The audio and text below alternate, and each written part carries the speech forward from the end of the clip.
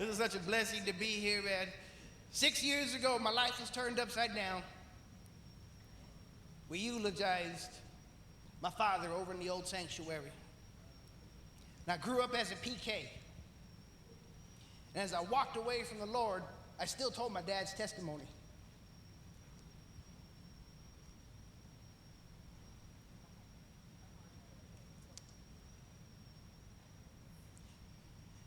Pastor Jim, after my dad's funeral, said, "Dennis, there's room in the kingdom for you to use your talent for the Lord." And I thought, man, they'd have to retrofit a building to get me in it to tell my jokes. So Pastor Jim went and built a new church and said, "Okay, we're going to put you in here."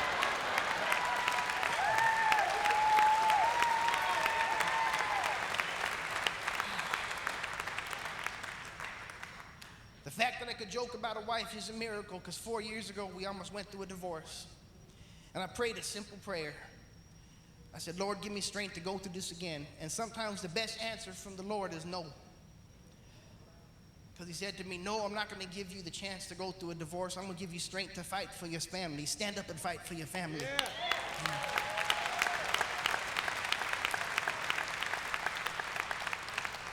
And I held on. My family called me a fool, said, "Let it go."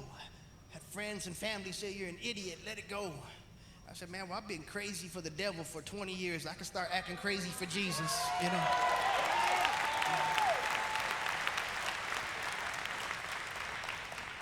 And I held on against all odds.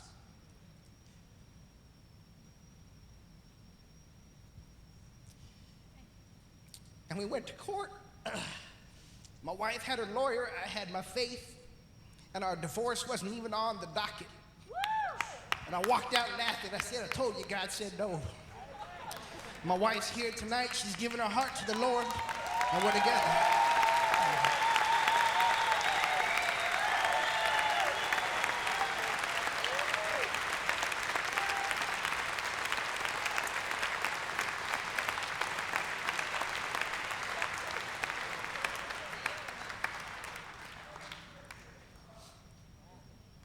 It was right after my dad passed, and I stayed strong for my family. I remember my comedian friends that came out to support me at the eulogy for the funeral of my father. They said, "You had a good set." I made my mom laugh at my dad's funeral. And I stayed strong for my family, as strong as I could be. But it was 6 weeks later when my son was born with what they call gastroschisis. His intestines were outside of his body.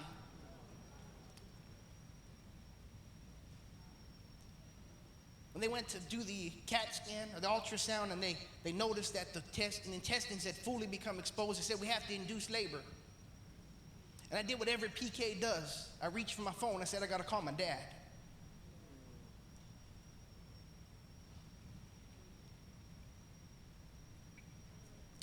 But Dad was gone.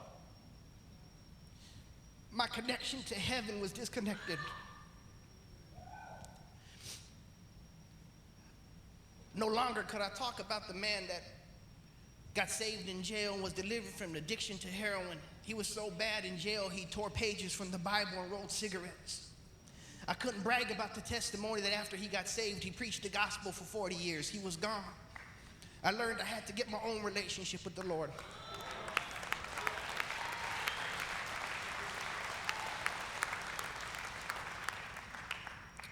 They induced labor, and my son came out.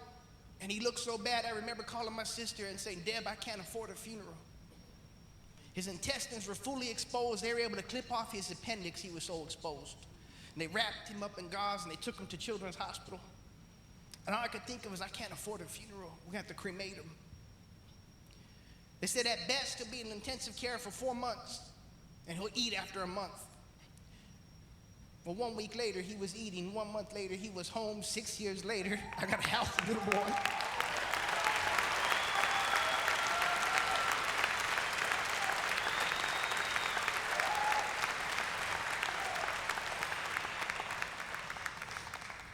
There was a calling on my life when I was a young man, and I ran from that.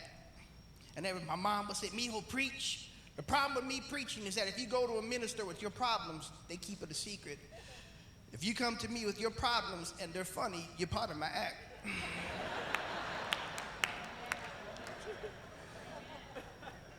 So I don't preach, but I can be a witness, and I think that's all we're called to do is be a witness.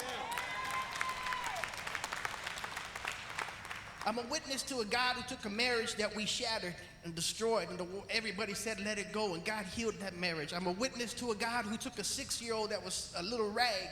He took a baby boy that was a little rag, and he healed him. Today, my son doesn't have a scar on his body. Our God is a living God.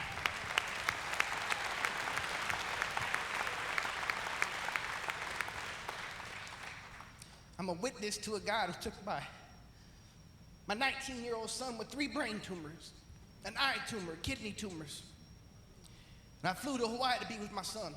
And they said it would be 3 or 4 hours of surgery.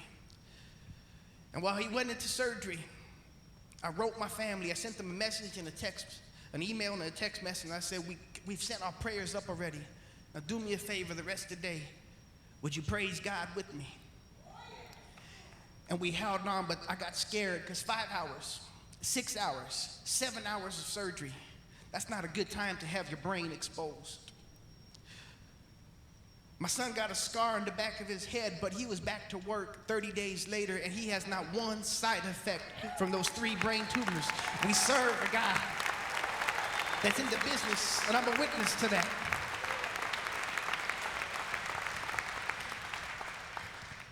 I'm a witness to a God who healed my 19-year-old nephew from cancer.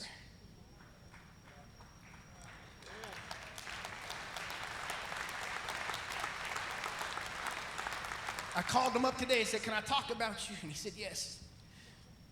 Matthew woke up with back pain. My brother had just moved back to California to be with mom. They had no medical care. This doctor said, you pulled a muscle. A few weeks went by and my nephew's leg went numb. They did x-rays. They said, oh, you have a tumor, but it's okay. It's a small tumor.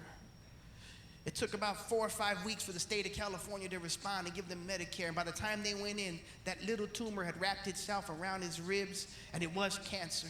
He lost 5 ribs and parts of his spine. Scary. But I'm a witness to a God that took that cancer, threw it out. 9 months later, he was cancer-free. We serve a God, and I'm a witness to that.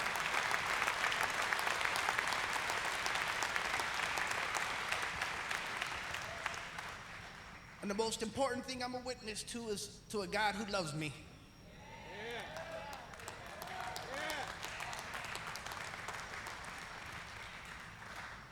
Disappointing friends or disappointing family, your wife, your children, that's hard. It hurts you when you know you disappointed someone. But when you let down God and run, I lived a life for so long running and smiling and pretending to be happy in the clubs, telling jokes. And to know that God said, it's okay, Dennis, come home. And he took my silly act and he turned it into me now being able to come home and share my comedy with the kingdom.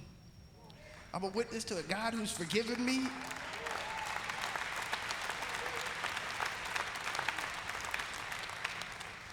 I'm just amazed at what he's done in my life. You know, I prayed one day, Dr. Ovaya, anointed man of God, asked me to come to the men's convention. And I prayed a simple prayer.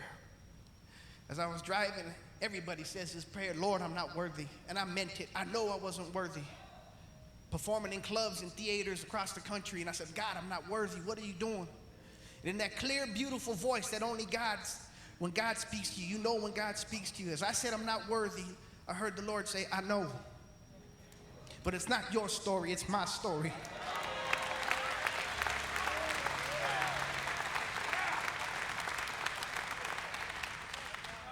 I don't make deals with God because God's not in the business of making deals, but I made a goal. I said, I'm not going to call any of my secular bookers anymore. 2009, I'm not calling anybody anymore. But this is how I make my living. I haven't called one booker in 2000.